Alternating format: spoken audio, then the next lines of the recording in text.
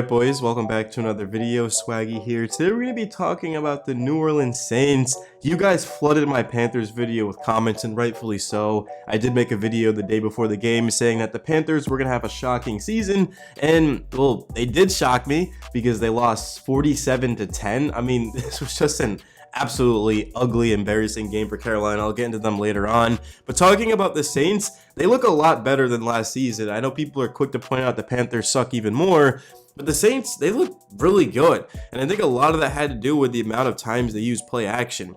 So Derek Carr, he only threw the ball 8 times out of true pass sets. The other 20 came with a heavy dose of play action. And in those play action passes, Carr completed 7 for 9 passes, 58 yards and a touchdown. He had an 83.7 PFF passing grade. That's very good. Another thing for the Saints is that Chris Olave was targeted on just 8.7% of his receiving snaps. Last season, guys, that was 25.5%, 18th in the league among all wide receivers. So the fact that the Saints were able to score 47 points with their top star receiver only being targeted on 8.7% of his receiving snaps is really big news for this team. 6 players on the Saints saw at least 2 targets and 8 recorded at least 1 reception. If the Saints want to get to where they want to get to this season, they're going to have to spread the ball around. They're going to have to be able to run it, use play action, and that's exactly what they did. And then the defense for the Saints last year was one of the best in football. It has been pretty much every single year to this point. When you play the Saints, you know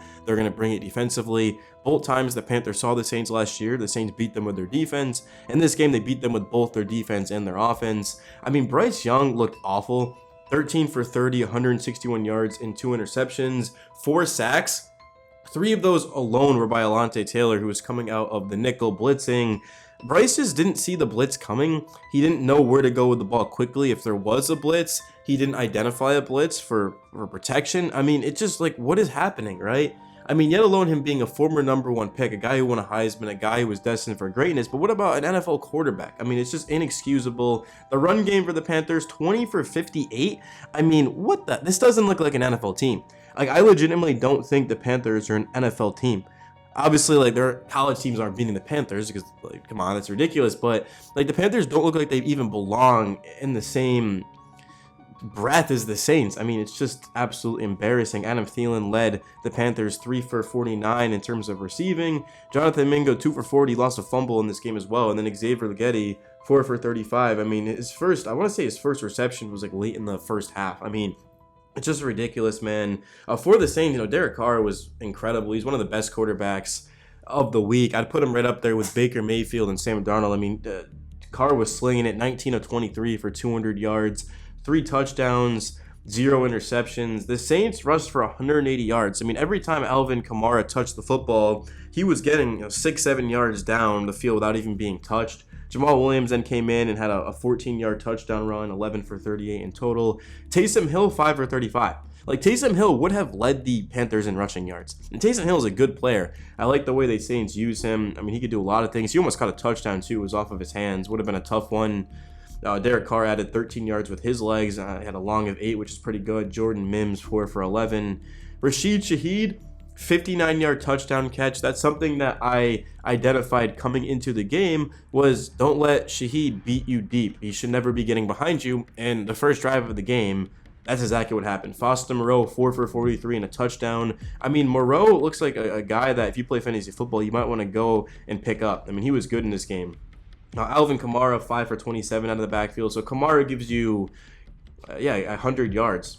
He gives you 100 scrimmage yards and a touchdown. Not vintage Kamara, but he did look really good in this game, and I think he's going to have a big-time season. Jawan Johnson, 2 for 26 and a touchdown. Olave is 2 for 11. We already touched upon him. And then it was weird because Olave had a 17-yard catch and finished 2 for 11, but, you know, Jamal Williams caught a ball for 13 yards. Pretty cool. Overall, I mean, the Saints, their offense was incredible. Their defense was incredible. I mean, this was just the absolute ass kicking. There's no way around it. I mean, you can say a lot about the Saints. You can say a lot about the Panthers. The bottom line is that the Saints, they've got a very tough game in week 2. I mean, going into Jerry World is about as tough as it gets. So if the Saints can find a way to pick up a win or just even be competitive, I mean, I think a big season's in store for them because this is a team that a lot of people just kind of forgot about, right? I mean, last season, the Saints, they were pretty solid. I mean, they had a chance at the division. They fell short. And now, I mean, here we go, right? Let's get it. So, in terms of some other things that I wanted to touch upon, I mean, I guess it would just be, it's really just the Panthers, bro. I kind of just want to rant on the Panthers, but the Panthers, I mean, look like they're gonna have another down season. I just think the Saints, they've got a roster that is going to be extremely competitive this year, because it's hard to evaluate a team when they go up against the New York Giants or they go up against the Carolina Panthers. But the Saints defense, I mean, it was just absolutely electric. I mean, the way they got after Bryce, their coverage was good. There was a lot of overthrows from Bryce as well that, you know, probably people aren't going to point out. I mean, he, like, those interceptions, both of them were on overthrows. The first one was off a play action on his first throw of the year, and then another one he just, I believe he overthrew, was it Adam Thielen? And there was a couple other plays where he just overthrew a receiver.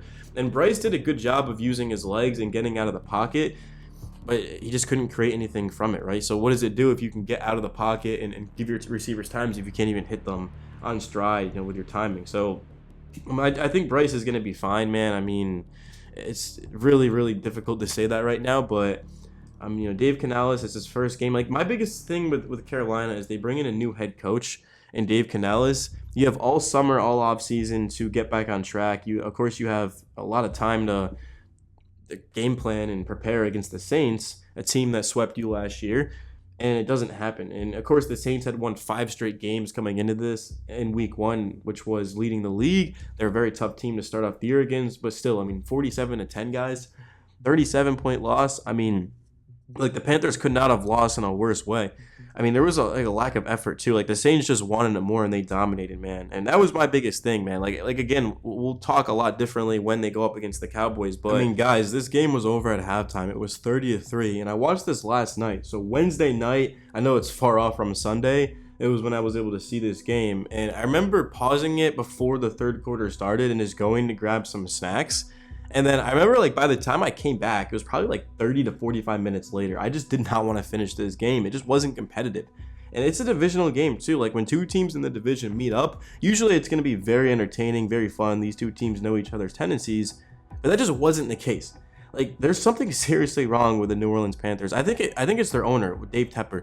I think it's their owner. Like, Frank Reich wanted to draft CJ Stroud, and the owner basically overrided him. And it's his team. He's a billionaire, so I get it. But, like, let your staff and your team do their job. Because now, because of your arrogance, your team passed on, looks like, a generational type of talent in CJ Stroud. And I'm not saying that if the Panthers had CJ Stroud, they'd be, you know, winning 10 games this year, because they wouldn't. The Texans have a lot more around Stroud. But, like, the Panthers would at least look competitive, I'd imagine, right? Like, if Bryce doesn't throw those picks and is on target with his throws, and your guys would be rallying around him more. It's like Bryce he just doesn't look competitive, man.